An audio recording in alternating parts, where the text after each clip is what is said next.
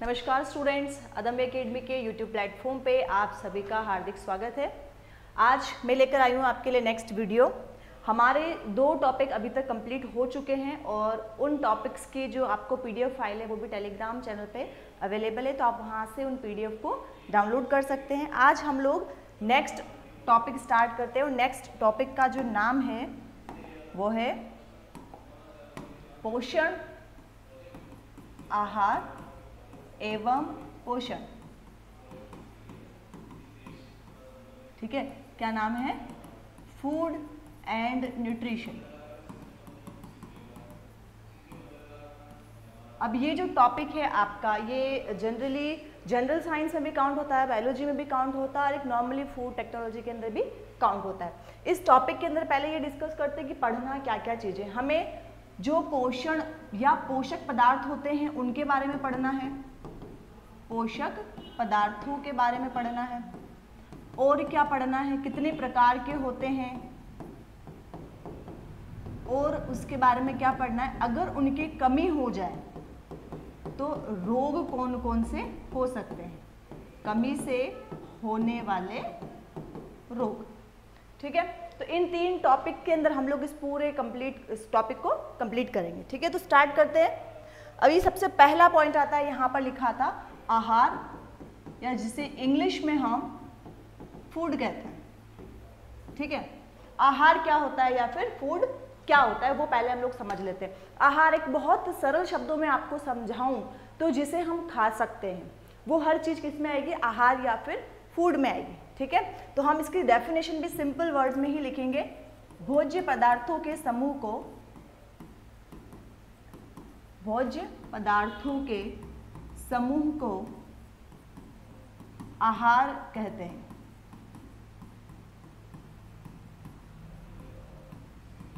क्या कहते हैं? The group of edible substance is known as food. Simple शब्दों में तो यही हो गया ना, जिस ऐसे कोई चीज़ों का समूह जिसे हम खा सकते, आहार, या जिसे हम सरल भाषा में खाना कहते हैं।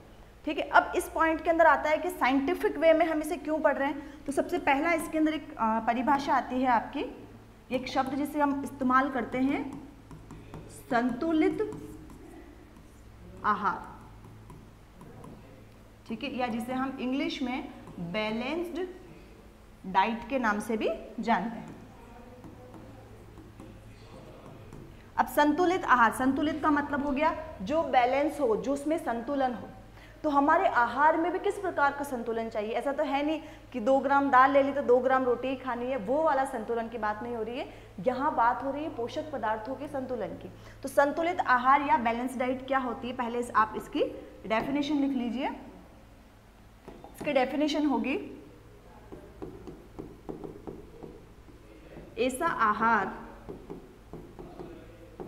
जिसमें पर्याप्त मात्रा में पोषक पदार्थ उपलब्ध हो। कैसा आहार? ऐसा आहार जिसके अंदर क्या चीज होनी चाहिए, पर्याप्त मात्रा में पोषक पदार्थ होने चाहिए। फूड विच इंक्लूड किसको इंक्लूड करेगा, आपके पोषक पदार्थ को, न्यूट्रिएंट्स को, एडिक्वेट न्यूट्रिएंट। तो ऐसा भोजन जिसके अंदर पोषक पदार्थ संतुलित मात्रा में हो उसे हम क्या कहेंगे, संतुलित आहार कहेंगे। अब पोषक पदार्थ क्या होते हैं, दूसरा जो मेन पॉइंट आ जाता है हमारे पास वो यही आता है कि पोषक पदार्थ होते क्या हैं। पोषक पदार्थ, या जिसे इंग्लिश में हम न्यूट्रिएंट्स कहते हैं, वो क्या है, इसी टॉपिक की बात हो रही है। तो न्यूट्रिएंट्स क्या होते हैं? देखो, न्यूट्रिएंट का जब हम टॉपिक लिखते हैं तो वो वेरियस टाइप का हो सकता है। कितने वेरियस टाइप हो सकते हैं, डिपेंड करता है वो काम क्या कर रहा है। ठीक है, अभी हम लोग अगर किसी चीज़ को कैटेगराइज कर दें, अगर आप समझो कि मैं गुलाब के फूल की अगर डिस्कस करूं, ठीक है, जनरल एग्जांपल ले रहे हैं, अगर हम गुलाब के फूल के बारे में डिस्कस करते हैं तो क्या कर सकते हैं, या तो हम देख सकते हैं कि उसमें खुशबू कैसी है, उस आधार पर फूलों को बांट देंगे, या फिर उनके रंगों के आधार पर बांट देंगे कि लाल है, गुलाबी है, पीला है, सफ़ेद है, उस आधार पर बांटेंगे। तो पोषक पदार्थ जो होते हैं वो भी क्या काम करेंगे उस आधार पर हम उनको बांट देंगे। लेकिन अगर हम इसकी सरल सी परिभाषा लिखते हैं तो सरल सी परिभाषा में क्या शब्द आएगा आपका, ऐसे पदार्थ जो शरीर की जैविक क्रियाओं में, शरीर की जैविक क्रियाएं क्या होती है, यानी कि श्वसन हो गया, पाचन हो गया, सर्जन हो गया, जैविक क्रियाओं में भाग लेते हो तथा जो शरीर निर्माण में भी सहायता करते हैं। शरीर निर्माण, या इसे हम वृद्धि भी कह सकते हैं, हमेशा तो निर्माण होगा नहीं, वृद्धि में सहायक हो। कैसे सहायक होंगे, भोजन के ऐसे पदार्थ जो हमारे शरीर में जब जैविक क्रियाएं होते हैं उन जैविक क्रियाओं में पार्टिसिपेट करें, या फिर हमारी बॉडी बिल्डिंग में, बॉडी की वृद्धि के अंदर, ठीक है, उन सब में जो पार्टिसिपेट करता है उन सबको हम कहते हैं न्यूट्रिएंट। तो इंग्लिश में एक बार इसकी डेफिनेशन लिख देते हैं, substance which helps in biochemical reactions, biochemical reaction and participate in body building और रिपेयरिंग भी कर सकता है, मरम्मत भी कर सकता है और बॉडी बिल्डिंग भी कर सकता है। ऐसे सभी पदार्थों को हम क्या कहते हैं, पोषक तत्व कहते हैं। अब कितने प्रकार के होते हैं पोषक तत्व, अगर हम लोग कार्य के आधार पर देखें कि बॉडी बिल्डिंग कौन कर रहा है, ऊर्जा कौन दे रहा है, जैविक क्रियाओं में भाग कौन ले रहा है, इस आधार पर भी बांट सकते हैं, या एक सिंपल वे में नॉर्मली मैं आपको यहाँ पर पांचों लिखवा देती हूँ, ठीक है, कौन क्या कर रहा है यहाँ पे। तो सबसे पहला जो टर्म आता है उसे हम कहते हैं कार्बोहाइड्रेट। सबसे पहला आपका पोषक पदार्थ कार्बोहाइड्रेट। दूसरे की अगर हम यहाँ पर बात करते हैं तो वसा, जिसे हम इंग्लिश में लिपिड या फिर फैट कहेंगे। तीसरा आता है आपके प्रोटीन, मुख्यतः 5 ही होते हैं आपके। प्रोटीन के बाद आते हैं आपके खनिज लवण, मिनरल सॉल्ट, और 5वें नंबर पे आते हैं आपके विटामिन।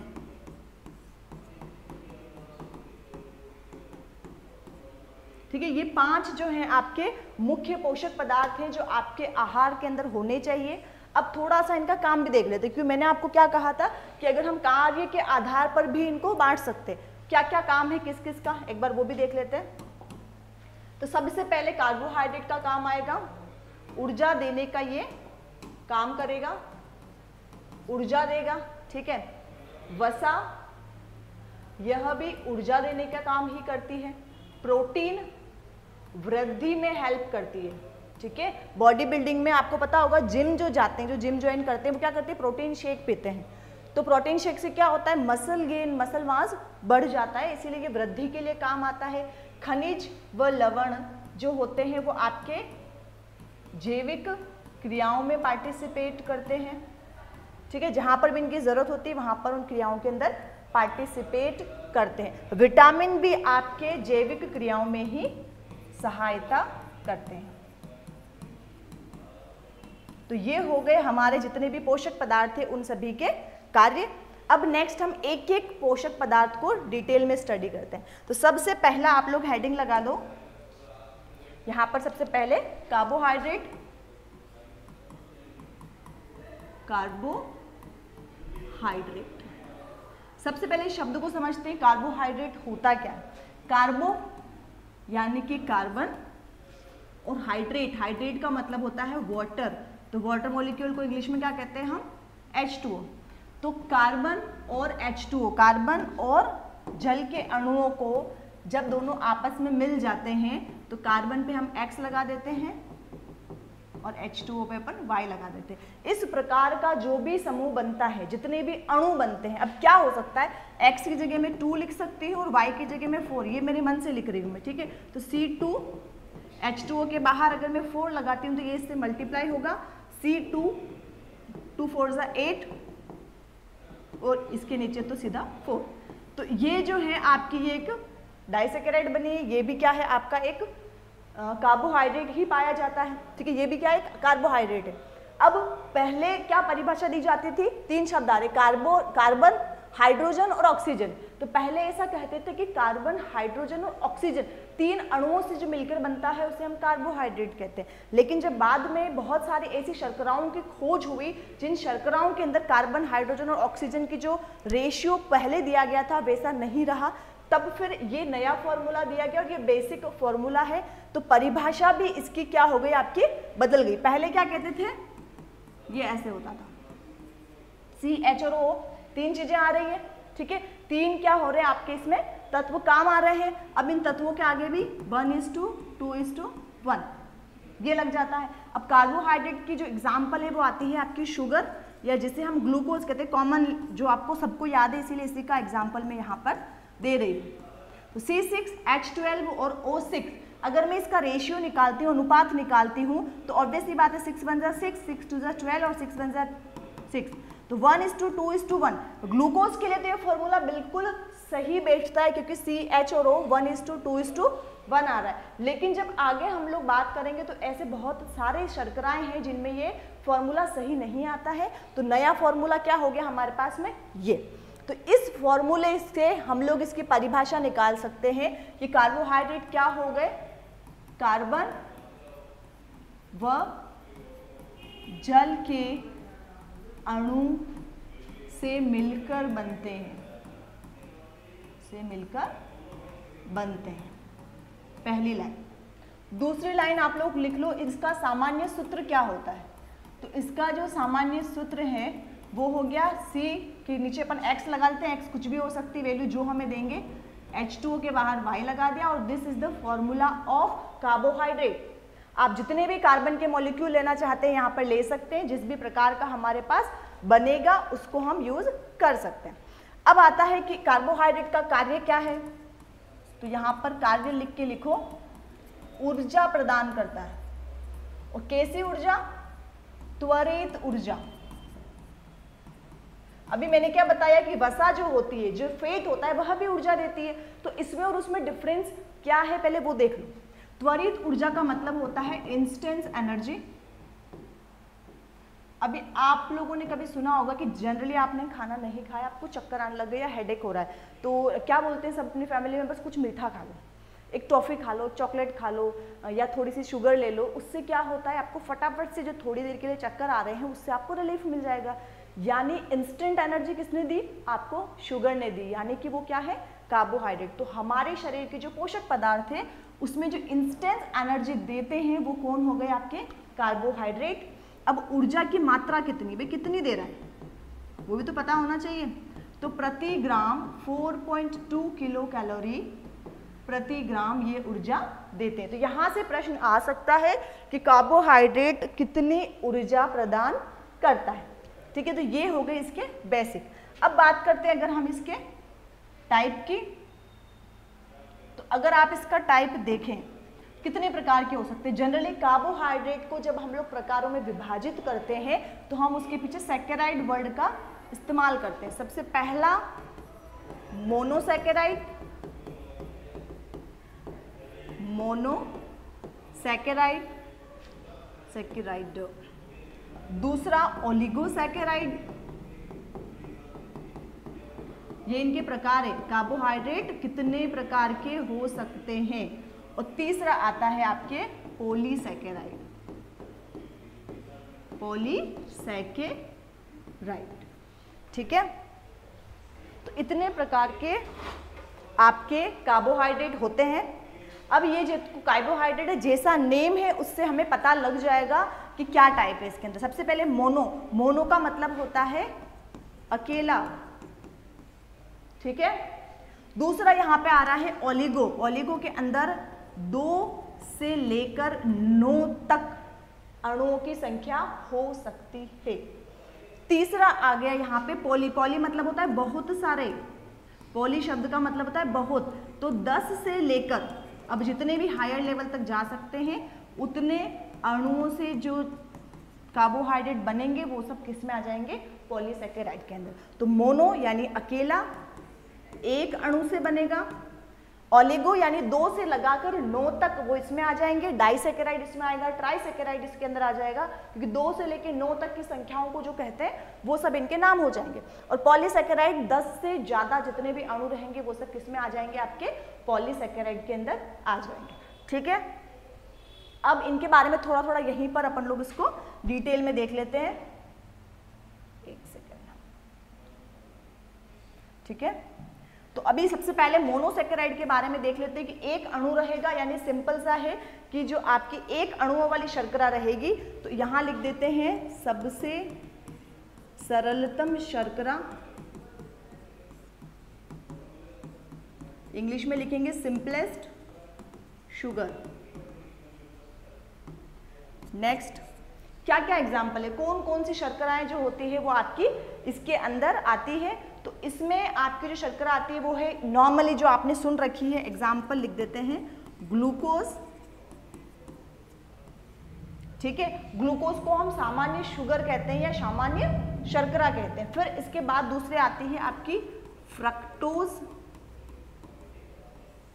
और तीसरी आपकी यहां पर आ जाती है, देखो फ्रक्टोज जो होती है ना, जैसा इसका नाम आ रहा है यहां पर फ्रक्टोज, तो ये फ्रूट शुगर है।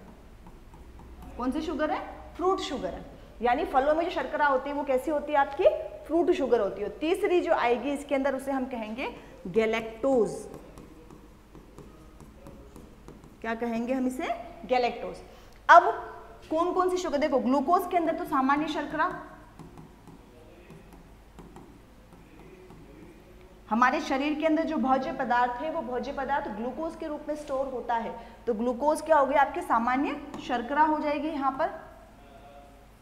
दूसरा देखते हैं एक ऐसा, और इसमें क्या आ जाएगी, फलों की शर्करा, नेचुरल रूप से जो पाई जाती है। अब फलों की शर्करा में अंगूर की शर्करा जो होती है वो नहीं आता है, अंगूर नहीं आता। अंगूर किस में आ रहा है, ग्लूकोज में। अंगूर में ग्लूकोज पाया जाता है, इसीलिए जो शुगर पेशेंट हैं या डायबिटीज पेशेंट हैं उन लोगों को मना किया जाता है कि भाई आप लोग क्या नहीं खा सकते हो, आप अंगूर नहीं खा सकते हो, क्योंकि अंगूर के अंदर ग्लूकोज पाया जाता है और ग्लूकोज जो है वो ही आपकी बॉडी के अंदर बढ़ रहा है, तभी तो आपको क्या हुआ है, डायबिटीज हुई है। इसीलिए जो आपका अंगूर होता है उसे खाने के लिए मना करते हैं, इसे हम ग्रेप शुगर या ग्लूकोज भी कहते हैं, ठीक है। तो ये तो हो गए आपके सारे मोनोसैकेराइड।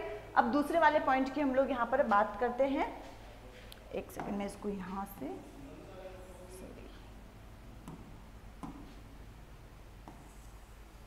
इसको थोड़ा इधर खिसका लेते हैं ताकि ये नोट्स लिखने में आपको इजी पड़ेगा।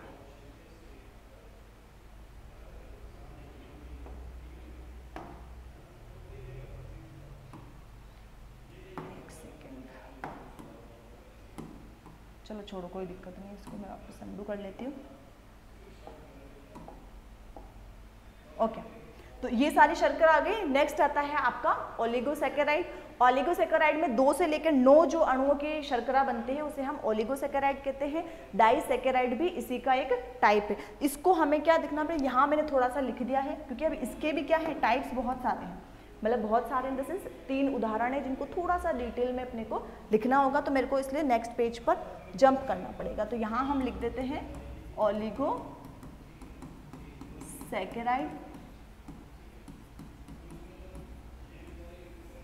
अब ये जो शर्करा है 2 से 9 अणुओं से मिलके बनती होती है, ठीक है। 9 मॉलिक्यूल्स इसके अंदर आ रहे हैं। इसके 3 उदाहरण हम लोग यहाँ पर देख लेते हैं, ठीक है, क्योंकि 3 एग्जाम्पल ऐसे हैं जो एग्जाम्स के दृष्टि से इंपॉर्टेंट है, तो उनको हम पहले लिखवा देते हैं। सबसे पहले यहाँ पर लिख लीजिए आप सुक्रोज,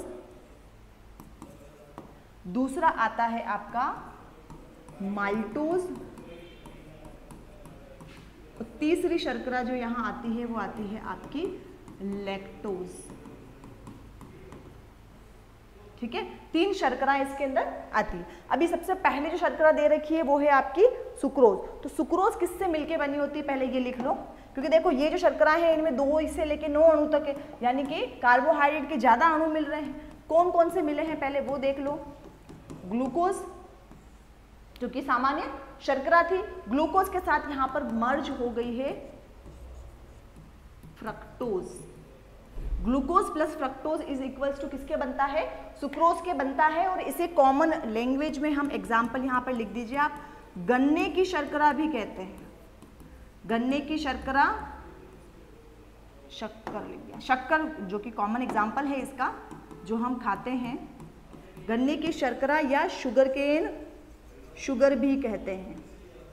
आप लोगों ने देखी होगा ना, आपकी जो शक्कर बनती है वो गन्ने से रस निकालते हैं, रस के अंदर से फिर चीनी बनती है, आपकी शुगर बनती है, और गुड़ जो बनता है वो भी आपका इसी में आता है। अब क्यों आ रहा है ग्लूकोज प्रेजेंट है, फ्रक्टोज क्योंकि उसके अंदर फलों की शर्करा है, इसीलिए दोनों मिलकर क्या बना रहे हैं, सुक्रोज बना रहे हैं। तो हम जो हमारी शक्कर खाते हैं कॉमनली उसमें क्या क्या है, ग्लूकोज और फ्रक्टोज, और इसको कॉमन वे में हम लोग क्या कहेंगे, सुक्रोज कहेंगे। ठीक है, नेक्स्ट शुगर जो आती है आपकी वो आती है यहाँ पर माल्टोज। अब माल्टोज में क्या होता है, ग्लूकोज प्लस ग्लूकोज, यानी ग्लूकोज के जब 2 अणु आपस में मिल जाते हैं तब बन जाती है आपकी माल्टोज की शर्करा। अब इसमें यहाँ पर एक चीज लिखो, मक्के के अंकुरित दाने में, मक्के के अंकुरित दाने में, वैसे नॉर्मल जो गीले हरे होते हैं उसमें भी होता है, मक्के में नॉर्मली भी माल्ट पाया जाता है, लेकिन जितने भी अंकुरित दाने रहेंगे उसमें माल्टोज सबसे अत्यधिक पाई जाएगी। ग्लूकोज के 2 अणु है, इसीलिए शुगर पेशेंट को मक्की की रोटी मना होती है क्योंकि इसमें इतनी सारी शुगर है। इसको कॉमन लैंग्वेज में माल्ट शर्करा भी कहते हैं। ठीक है, माल्ट भी इसको हम कहते हैं। नेक्स्ट आती है आपकी यहाँ पर लैक्टोज। अब लैक्टोज शर्करा जो है आपकी नाम से पता लग रहा होगा, लैक्टोज जो होता है दूध की शुगर है। ठीक है, लैक्टोबैसिलस बैक्टीरिया होता है आपका दूध के अंदर, उसी को जब हम दही में कन्वर्ट कर देते हैं तब लैक्टोबैसिलस बढ़ जाते हैं और वो खट्टा पड़ जाता है, और उसी की जो शर्करा है वो है आपकी लैक्टोज। तो इसको सीधा एक तो पहले हमको ये पता होना चाहिए कि किस से मिलके बन रही है, ग्लूकोज प्लस गैलेक्टोज, इन दोनों से तो मिलके बन रही है, और कॉमन इसका नाम क्या है, दुग्ध शर्करा या मिल्क शुगर, मिल्क शुगर। ठीक है, तो ओलिगोसैकेराइड हो गए, उनमें ये आपके तीनों प्रकार की शुगर हो जाएगी। अब एक बार वापस पीछे चलते हैं और यहीं पर पॉलीसैकेराइड को पढ़ लेते हैं। ठीक है, पॉलीसैकेराइड में क्या होगा, आपके 10 से लेकर ज्यादा अणुओं के समूह को क्या बोल रहे हैं हम लोग, पॉलीसैकेराइड बोल रहे हैं। ठीक है, ये जो शर्कराएं होती है 10 से ज्यादा अणु है तो इसे हम अशर्करा भी कहते हैं। क्यों कहते हैं, क्योंकि मीठी नहीं होती है, मीठी नहीं होती है। इसको अगर आप स्वाद करें, टेस्ट करें, तो आपको पता लगेगा कि टेस्ट में बिल्कुल भी मीठी नहीं होती है, इसीलिए हम नॉन शुगर भी इसे कह सकते हैं या अशर्करा भी कह सकते हैं। अब ऐसी कौन कौन सी शुगर होती है, अगर हम इसके एग्जाम्पल्स लिखें तो सेल्यूलोज, पता है सेल्यूलोज कहाँ पाया जाता है, कोशिका भित्ति के अंदर, तो ये कहाँ पर पाई जाएगी, आपकी पादप कोशिका में। दूसरी आती है आपकी काइटिन, काइटिन कहाँ पाई जाती है, कवक कोशिका में, कवक की जो भित्ति होती है वो इसी से मिलके बनी होती है। तीसरी आती है ग्लाइकोजन, हमारे शरीर के अंदर भोजन जो हमने किया है वो ग्लूकोज की फॉर्म में रहता है। ठीक है, और संचित रूप में वह ग्लाइकोजन की फॉर्म में रहता है। जैसे ही खाना खाया, ब्लड के अंदर जो शर्करा जा रही है वो है ग्लूकोज, और इंसुलिन उसी ग्लूकोज को ग्लाइकोजन में परिवर्तित करके लीवर में स्टोर कर देता है। तो ग्लाइकोजन क्या हो जाएगी, जंतु में संचित शर्करा, जंतु में संचित शर्करा। ठीक है, तो ये प्रकार हो गए आपके पॉलीसैकेराइड के। तो यहां पर हम लोगों ने क्या चीज पढ़ ली है, तीनों प्रकार की शर्कराएं पढ़ ली हैं। कार्बोहाइड्रेट को थोड़ा सा डिटेल में, यहीं से प्रश्न आते हैं। प्रश्न क्या पूछते हैं, सुक्रोज का जो अणु है वो किससे मिलके बना हुआ है, गैलेक्टोज क्या होता है, ग्लूकोज क्या है, इनके बारे में ही पूछा जाता है। तो यहीं से जो आ सकते हैं वो सारे पॉइंट्स मैंने आपके क्लियर करवा दिए हैं, ठीक है। नेक्स्ट आते हैं नेक्स्ट अणुओं के ओर या फिर नेक्स्ट पोषक पदार्थ की ओर। अभी जनरल वे में क्या होता है, कार्बोहाइड्रेट लिखा या कार्बोहाइड्रेट की वजह से कौन कौन सी बीमारियां होती है वो साथ के साथ लिखवा देते हैं, ठीक है। जनरल वे में यही होता है। वैसे कार्बोहाइड्रेट से नॉर्मल सी चीजें शुगर हो जाती है, डायबिटीज हो जाती है, और जिसके बारे में हम प्रीवियस वीडियो में डिस्कस कर चुके हैं। तो नेक्स्ट हम पॉइंट पे चलते हैं। नेक्स्ट पॉइंट है आपका वसा या फिर फैट। अभी वसा या फैट क्या होता है, देखो फैट से आपको एक शब्द याद आ रहा होगा, चर्बी, ठीक है। फैटी चीजें होती, चर्बी वाली चीजें होती, चिकनाई युक्त। तो यहां पर पहला ही ऑप्शन हम यहां लिख देते हैं, चिकनाई युक्त पदार्थ। इसमें चिकनाई होती है, कार्य लिख देते हैं, ऊर्जा प्रदान करती है, और नो डाउट बहुत ज्यादा ऊर्जा देती है, लेकिन बहुत समय लगता है। इसको ऊर्जा देने में समय ज्यादा लगता है। कितनी मात्रा है ऊर्जा की, तो मात्रा ऊर्जा की, एनर्जी कितनी दे रहा है, तो 9.1 किलो कैलोरी पर ग्राम। अब आप सपोज कीजिए, सोचिए, सपोज क्या करना है, सोच नहीं है कि ग्लूकोज तो 4.2 दे रहा था और वसा 9.1 दे रही है, बट ये थोड़ा सा स्लो है, यानी ये क्या है, धीमी है, धीमी ऊर्जा प्रदान करता है, धीरे धीरे करता है, स्लोली करता है। अब क्या चीज है, ठीक है। अब धीरे धीरे ऊर्जा प्रदान करेगा तो ये क्या कर सकता है, आप इसको समझना, कंपेयर करना। नॉर्मली चक्कर आते हैं, शुगर ले लेते हैं अपन, ठीक है, लेकिन सर्दियों के दिनों में आने ही वाले हैं जो कि मम्मी मोगर के लड्डू बना देगी, ठीक है, दाल के लड्डू बनते, गोंद के लड्डू बनते। हमें सर्दियों में इतना घी खिलाया जाता है। घी में होती है वसा, वसा ऊर्जा प्रदान करती है, लेकिन समय लगता है, इंस्टेंटली नहीं देती है। इसीलिए हमको घी, पुराने जमाने में कहते ना कि पंजाब साइड में, उधर साइड में इतने हट्टे कट्टे कैसे होते हैं, क्योंकि वो घी खाते हैं। उनमें ऐसी ऊर्जा होती है जो लंबे समय तक चलती है, प्लस टाइम लगता है उसको हमारी बॉडी में आने में। तो वो शर्करा क्या हो गई आपकी वसा, या फिर क्या हो गया आपका फैट हो गया, ठीक है। क्या क्या मतलब इसका सूत्र अगर हम लोग लिखें तो सूत्र नहीं है इसका। कौन कौन से मॉलिक्यूल होते हैं, कार्बन, हाइड्रोजन व ऑक्सीजन। अब बोलोगे अरे यार ये तो कार्बोहाइड्रेट जैसा ही है, बिल्कुल वैसा है, लेकिन इसमें एक चीज की कमी है, ऑक्सीजन की मात्रा बहुत कम होती है, ऑक्सीजन की मात्रा बहुत कम होती है, इसीलिए इसको पचने में समय लगता है। ये बॉडी में जब तक आएगा, डिजोल्व होगा, ऊर्जा देगा, टाइम लगता है, क्योंकि ऑक्सीजन कम है। नेक्स्ट आता है घुलनशीलता। क्या ये घुलता है, क्योंकि कार्बोहाइड्रेट तो घुल जाते हैं, क्या ये घुलता है, तो जल में अविलेय। अब सिंपल चीज है, घी का नाम लिया है, तो क्या घी पानी में घुलता है, नहीं घुलता है, सिंपल, जल में अविलेय। तो घुलेगा किसमें है, कार्बनिक विलायक में। कार्बनिक विलायक जैसे कि बेंजीन, केरोसिन, उनमें ये इजीली घुल जाएगा, ठीक है। घुलनशीलता के लिए लिखना है जल में अविलेय, लेकिन कार्बनिक विलायकों में इजीली क्या हो जाता है, विलेय हो जाता है। किससे मिलके बना होता है, इसके अणु में क्या क्या होता है, तो एक तो होता है ग्लिसरॉल, ठीक है, और दूसरा होता है इसमें वसीय अम्ल, ठीक है। क्या क्या रहता है इसमें, ग्लिसरॉल प्लस फैटी एसिड। अभी डिटेल्ड क्लास होती है, रीट लेवल होता है, देखो आरएस लेवल में नो डाउट आपको अपर लेवल पे जाना है, बट ये जो प्लेलिस्ट, ये जो सीरीज आपकी चल रही है, इसमें हमको बहुत कम समय में बहुत ज़्यादा करना है, वरना मैं इसके फॉर्मूलेज और पूरा स्ट्रक्चर वगैरह बताती, तो आपको भी उतने लेवल पे मत जाओ, सिंपल तैयारी कर रहे हैं हम तो हम क्या लिख देंगे, ग्लिसरॉल प्लस फैटी एसिड, दोनों से मिलकर क्या बनती है आपकी वसा बनती है, फैट बने हुए होते हैं। अब आते हैं आपके वसा के प्रकार। तो वसा को हम दो प्रकार में बांटेंगे, आधार बदल देंगे बार बार। पहला जो हम आधार रख रहे हैं वो रख रहे हैं इसके अंदर बंध के आधार पर, यानी उसमें बंध कैसे, बॉन्ड कैसे, जो मॉलिक्यूल बन रहा है उसमें बॉन्ड कैसे, उस आधार पर हम लोग क्या कर देंगे, इसको दो प्रकार में बांट देंगे। यानी उसके अंदर जो ग्लिसरॉल जुड़ेगा या फैटी एसिड जुड़ेगा उसमें बॉन्ड किस टाइप के हैं। तो पहला जो आता है उसे हम कहते हैं असंतृप्त वसा, ठीक है। और दूसरी आती है आपकी संतृप्त वसा।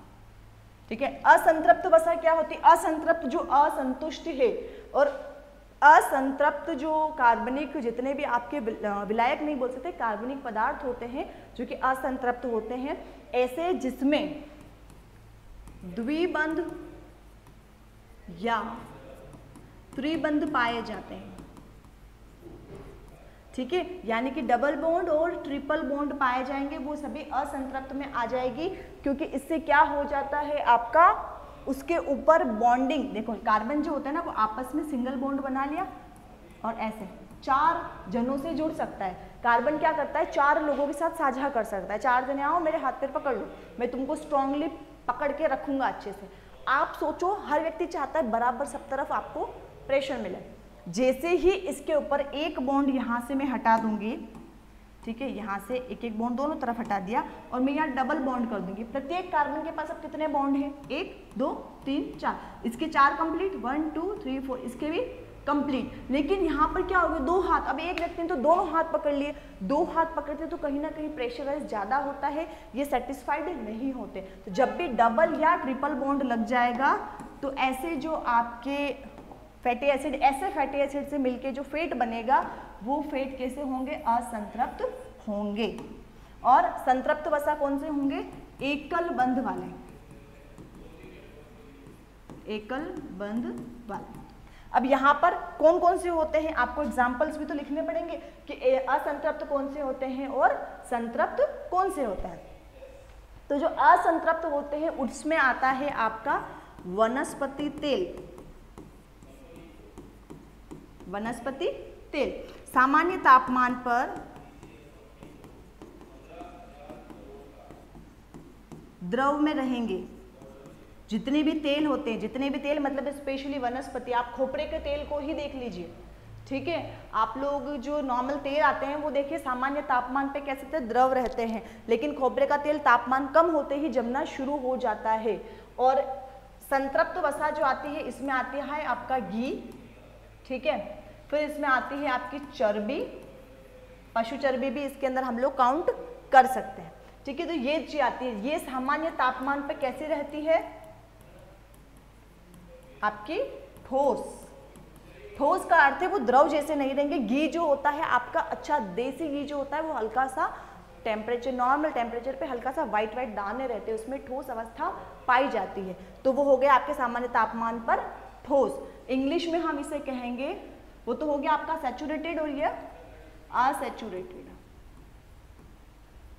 ठीक है, नॉन सैचुरेटेड, असैचुरेटेड हम इसको कहेंगे। अभी क्या होता है, एक उदाहरण मैं आपको यहाँ बताती हूँ कि आप लोगों ने घी का नाम सुना होगा, डालडा घी।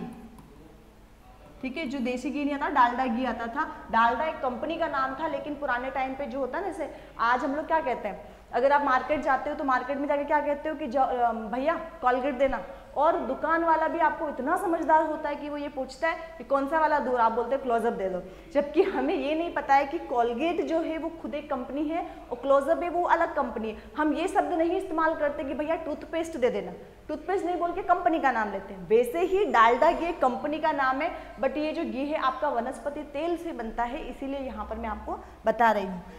कभी भी वनस्पति तेल से घी में कन्वर्ट करना हो तो निकल की उपस्थिति में क्रिया कराई जाती है। ठीक है, रासायनिक अभिक्रिया है, निकल उसमें उत्प्रेरक की तरह डाला जाता है और उसकी अभिक्रिया करवाए तो वनस्पति तेल घी में बदल जाता है, और इसी घी को हम क्या कहते हैं, डालडा घी कहते हैं। तो ऐसे आपसे पूछ सकते हैं एग्जाम के अंदर कि असंतृप्त वसा को संतृप्त वसा में कैसे बदला जाए, तो क्या करते हैं, निकल की उपस्थिति में उसको रिएक्शन करवा देते हैं। ओके, नेक्स्ट अब आते हैं वसा के प्रकार। अभी आधार बदल जाएगा, किस आधार पर, संगठन के आधार पर। संगठन के आधार यानी कंपोजिशन क्या, उसमें क्या क्या चीज मिली हुई है, उस आधार पर अगर हम वसा को बदलेंगे तो वसा क्या होती है आपकी, 3 टाइप की होती है, जिसे हम लिपिड कहेंगे। तो यहाँ पर पहला लिख लेंगे हम लोग सरल लिपिड, और इंग्लिश में इसे ही हम कहेंगे सिंपल लिपिड। ठीक है, क्या कहेंगे हम इसे? Simple lipid. उसके बाद देखते हैं सेकंड जो आता है आपका यौगिक लिपिड। यौगिक लिपिड, इंग्लिश में हम इसे कहेंगे कंपाउंड लिपिड। और तीसरा जो आपका आता है संयुग्मी, सॉरी संयुग्मी नहीं, संयुग्मी उसी का नाम है, इसका नाम आगा व्युत्पन्न लिपिड। व्युत्पन्न लिपिड, और इंग्लिश में इसे हम कहेंगे डिराइव्ड लिपिड। ठीक है, तो सबसे पहले आ रहा है आपका सिंपल सा लिपिड, यानी सरल जो लिपिड रहेंगे। सरल लिपिड कौन से होते हैं? अब यहां पर हम देखेंगे क्या होना चाहिए, ग्लिसरॉल प्लस वसीय अम्ल, यानी कि ग्लिसरॉल प्लस फैटी एसिड, इनसे जो मिलके बनी होगी सिंपल सा, वो हो गए आपके सरल लिपिड, या जिसको हम नॉर्मली वसा कहते हैं, वो तो हो गए आपके ये सारे। अब ये कैसे होते हैं? कमरे के तापमान पर ठोस होते हैं। कमरे के तापमान पर ठोस, क्या चीज आ जाएगी इसमें? बटर, या हम जिसे मक्खन कहते हैं। ठीक है, दूसरा आता है आपका यौगिक लिपिड। यौगिक लिपिड क्या होते हैं आपके? जब दो यौगिक मिलकर बनते हैं, ठीक है, दो यौगिकों को मिला रहे हैं। इसका एग्जाम्पल बहुत अच्छे से मैं आपको समझाऊंगी कि जो आपके कोई भी दो कंपोनेंट्स को हम लोग मिला रहे हैं, अभी कोई ये नहीं बोलेगा कि इधर भी दो चीजें मिल रही है, ये वसा का सिंपल फॉर्मूला है, सिंपल वसा ऐसी ही होती है। लेकिन इस वसा में भी जब दो और वसाएं मिल जाती है तो उसे हम यौगिक लिपिड कहते हैं। ठीक है, इसका एग्जाम्पल जो है आपका एक आएगा फॉस्फोलिपिड, फॉस्फोलिपिड। दूसरा लिखो आप यहां पर ग्लाइकोलिपिड। ठीक है, फॉस्फोलिपिड में क्या होता है? Phosphorus plus lipid. ग्लाइकोलिपिड में क्या होगा? Glucose plus lipid. यानी कि दो अलग अलग यौगिक मिलकर जो बना रहे हैं उसे हम क्या कहेंगे? कंपाउंड लिपिड कहेंगे। तीसरा आता है डिराइव्ड लिपिड, ऐसे लिपिड जिन्हें व्युत्पन्न किया जाता है, बनाया जाता है, संश्लेषित किया जाता है। अब ऐसा नहीं कि हम गए, जैसे हमने आटा लिया, नमक डाला, गैस जलाया और क्या बना लिया हम लोगों ने? रोटी बना ली। तो जो रोटी बनाई है हम लोगों ने वैसे नहीं होता कि वैसे बना रहे हैं, पर इसमें क्या रहेगा? हम व्युत्पन्न करेंगे, संश्लेषण करेंगे। तो इसमें क्या, कैसे करेंगे संश्लेषण? तो ये जो दोनों टाइप है, सिंपल प्लस कंपाउंड, दोनों को जल अपघटित करवा देंगे। दोनों में से अगर जल के अणु बाहर निकाल दे तो जो हमारे पास लिपिड आएगा वो होगा व्युत्पन्न लिपिड। और इसका एग्जाम्पल हो गया आपका कोलेस्ट्रॉल। कोलेस्ट्रॉल क्या हो गया आपका? कोलेस्ट्रॉल। आप लोगों को पता होगा ना कोलेस्ट्रॉल जमने से क्या होता है? हार्ट अटैक आने के चांसेस हो जाते हैं। कोलेस्ट्रॉल क्या है? एक तरह की वसा है जो हमारे शरीर के लिए कुछ हद तक फायदेमंद है, अधिकतर नुकसानदायक है। नुकसान देखो, कोई भी चीज हो इस जिंदगी में, ठीक है, समझना, कोई भी चीज जिंदगी में हो, अगर हम अति कर रहे हैं तो वो हर चीज नुकसानदायी है। पानी ज्यादा पीने से भी नुकसान होता है, ठीक है, अगर पानी ज्यादा पी लिया तो भी नुकसान होगा। तो अति हर चीज की बुरी है। जीवन में ठान लेना कुछ भी करना, पर किसी भी चीज की अति कभी मत करना। केवल एक चीज की अति कभी नुकसानदायक नहीं होती, वो होती है पढ़ाई। जितनी पढ़ाई करोगे उतने सक्सेसफुल हो जाओगे जीवन में, ठीक है। इसीलिए इसकी अति करो, बाकी चीजों की अति मत करना। समझ गए? तो ये थे हमारे सारे के सारे क्या थे? लिपिड थे। अब लिपिड के बाद में हम लोग नेक्स्ट जो आपका जो पोषक पदार्थ है उसको हम लोग अगले वीडियो में कंटिन्यू करेंगे, अदरवाइज ये वीडियो बहुत लंबी हो जाएगी। और जितनी ज़्यादा लंबी वीडियो होगी आपको भी ऐसा लगेगा कि चलो ठीक है, बोर हो रहे हैं, कोई दिक्कत नहीं है। आपको ये वीडियो में कोई भी परेशानी है, कुछ अगर कुछ डाउट्स रहते हैं, जो कि साइंस में रहना बहुत कॉमन चीज़ होती है, कोई दिक्कत नहीं है, कमेंट बॉक्स में कमेंट कीजिए। मैं उनको पढ़कर इन सभी क्वेश्चंस के जो भी आपके आंसर्स रहेंगे उनको मैं रिजॉल्व करने की पूरी कोशिश करूंगी। इसकी पीडीएफ भी टेलीग्राम चैनल पे अवेलेबल है, तो आप वहां जाकर इसकी वीडियो को पीडीएफ को डाउनलोड कर सकते हैं। आज के लिए बस इतना ही। Thank you.